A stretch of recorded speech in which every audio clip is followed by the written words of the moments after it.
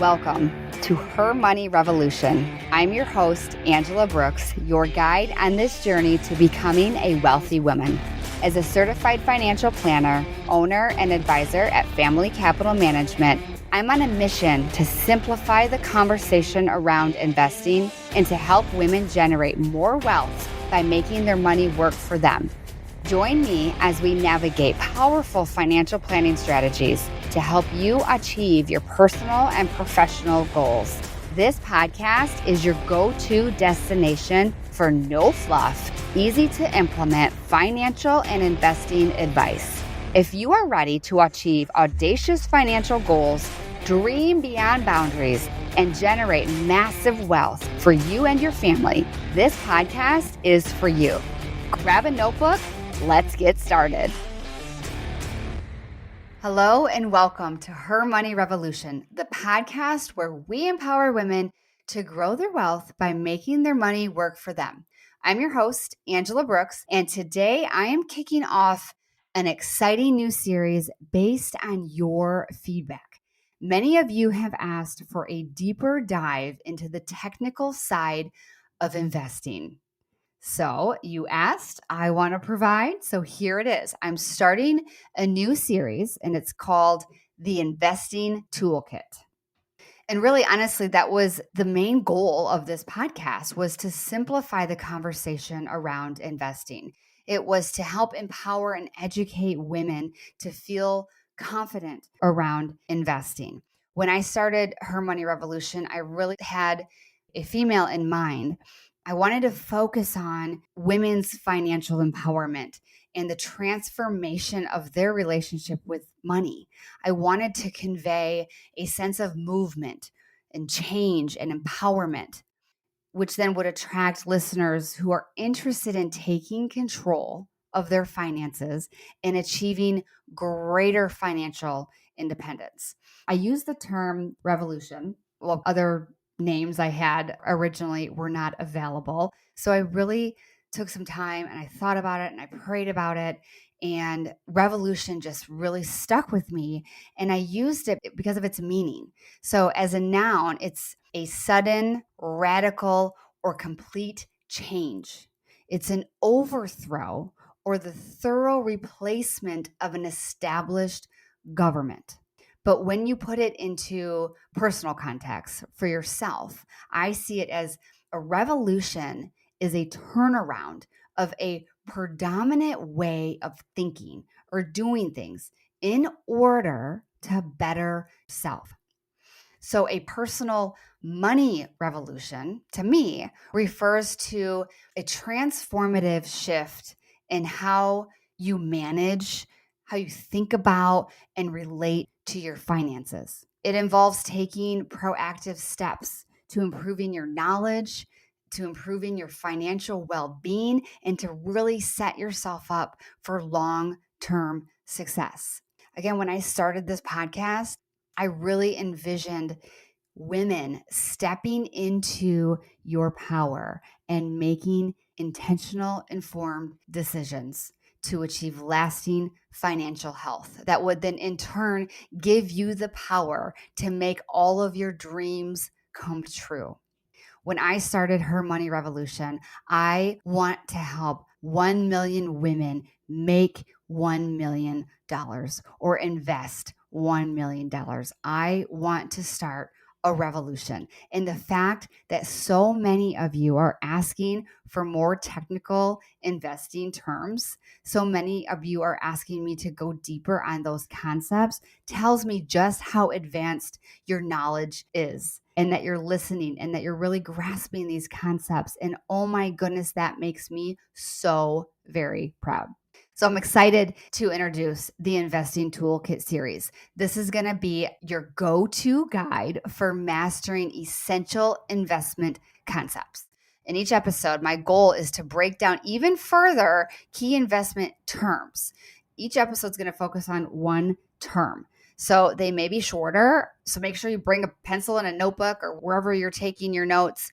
Are remarkable. If you have one, they are quite remarkable to take notes, because I'm going to talk through investment terms like PE ratio, dividends, market capitalization, I'm going to break them down into clear, simple concepts, but I'm not going to just stop there. I'm going to explain not only what they mean, but also why they matter when building a portfolio to help you grow your wealth. I want you to think of this series as your personal financial dictionary, one that's going to empower you to decode that financial jargon. It's going to empower you to ask smarter questions, and it's going to empower you to make more informed money moves. And I'm all about making those money moves because I really believe that when you understand the language of investing, you gain the power to build your wealth on your terms. I met with an individual the other day, and his whole market is on Bitcoin and blockchain. And I'm excited. I'm going to bring some of that content to you as well in the future. But he talks so much on the adoption of Bitcoin and understanding that Bitcoin alone is a whole nother language to understand. And that's the same with investing, right? In the stock market, it's a whole nother language to understand. So I want to help you understand that language. So specifically today, we are going to dive into a critical tool every investor should have in their toolkit, and it's price to earnings ratio, or simply put, PE ratio. What is it? Why is it important? And how can you use it to make smarter investment decisions? Are you ready to dive in? I am. Grab your notebook. Let's start building your investing toolkit one tool at a time. PE ratio is a straightforward but powerful metric. It compares the price of an asset, like a stock, with the income or the earnings that it generates. Essentially, it's going to tell you how much you're paying for each dollar of profit a company makes. So think about buying a house. The price of the house is the P, and the rent that it generates is the E. So if you divide the price of the house by the rent, you'll get the equivalent of a PE ratio for that property. So this number, what does it give you? Well, it gives you an idea of how long it will take to recoup your investment from the earnings that it's generating, right? So why is it important? The PE ratio helps you understand if a stock is expensive or a good value. So let's say a stock has a PE of 10. That means that you're paying $10 for every $1 of profit the company makes. A lower PE often suggests that the stock is more affordable, right? While a higher PE could mean that it's expensive.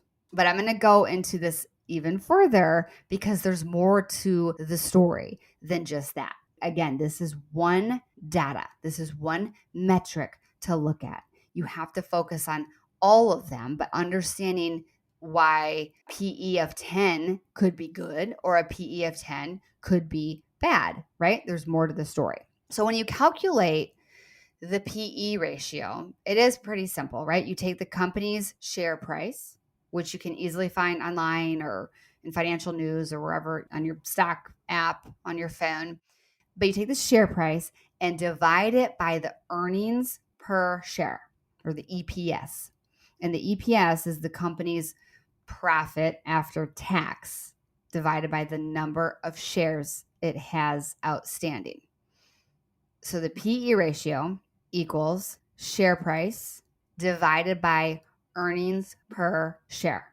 So let me give you an example, right? If a company's share price is $100 and its earnings per share is $10, its PE ratio would be $10, right? So this tells you that it would take 10 years of earnings to pay back the cost of your investment. So how do investors use PE ratio? So when we look at PE ratio, we use it to gauge whether a stock is a good deal or not.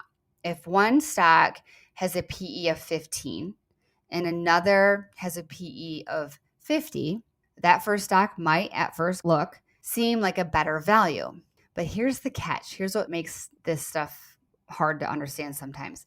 High PE stocks are not always bad, and low PE stocks are not always good.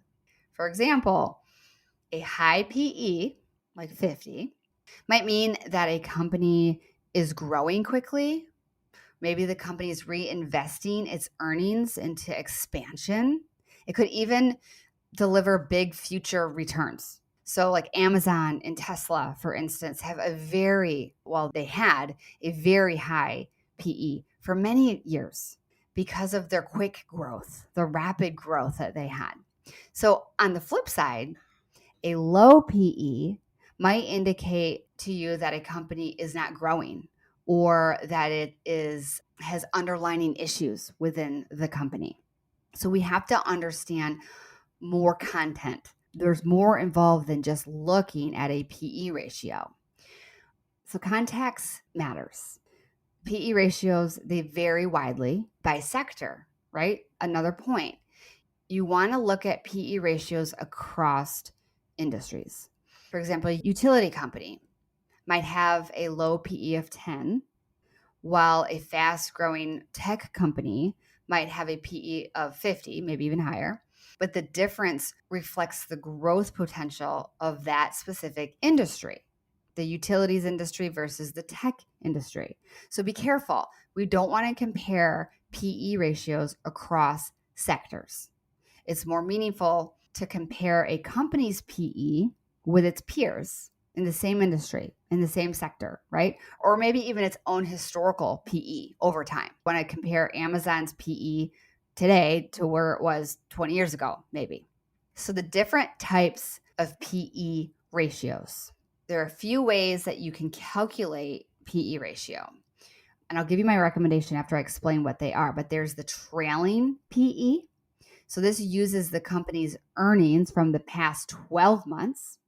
Another way to calculate it is the forward PE. This uses estimated earnings for the next 12 months. And then there's the Shiller's PE or the Shiller PE. This is the average earning over several years, and that smooths out the anomalies. Like if there was a recession or a one-time event in the company, gives you more of the average earning. What I recommend focusing on is that forward PE, estimated earnings for the next 12 months, because it aligns with what your expectations are for the company's future performance and why you would possibly want to invest in that company.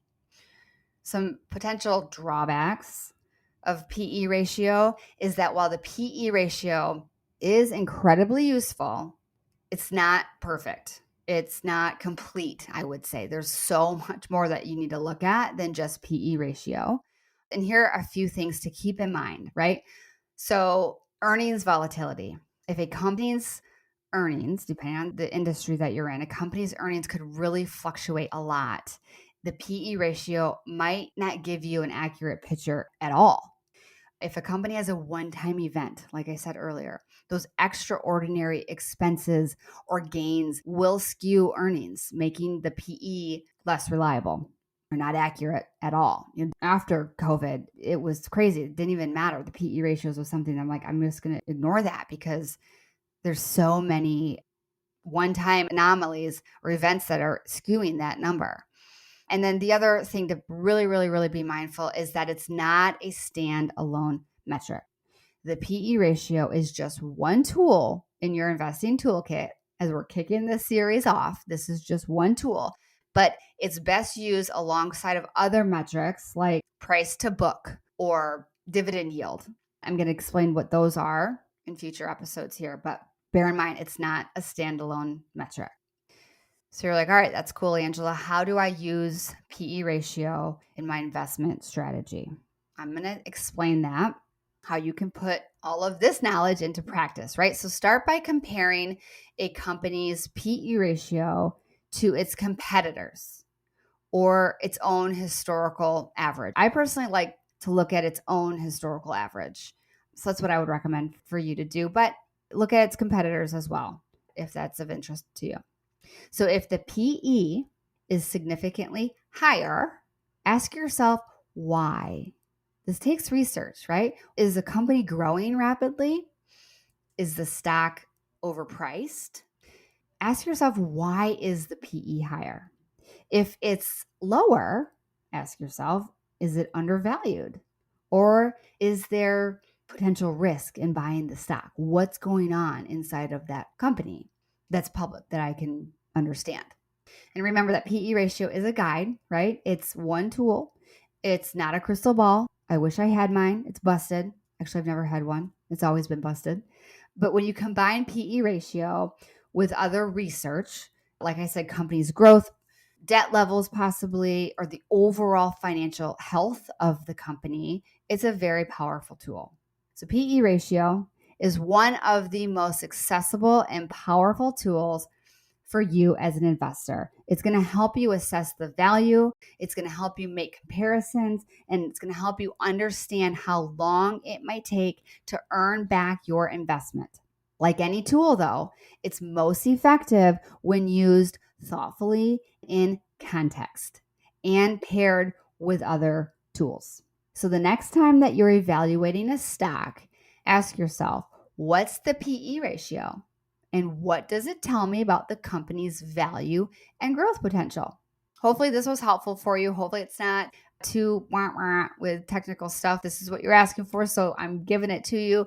Please keep asking those questions. Thank you for joining me today in Her Money Revolution. If you found this discussion helpful, I would love it if you would subscribe, leave me a review, and share this episode with someone who's looking to sharpen their investing skills as well.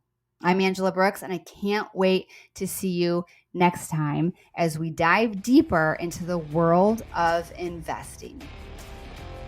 Thank you for joining me today, and I hope you are feeling more empowered in your financial journey. Remember, follow and subscribe to Her Money Revolution on your favorite podcast platform, and share your feedback by leaving a review. I'd love to hear your biggest takeaway from today's episode. Until next time, stay inspired.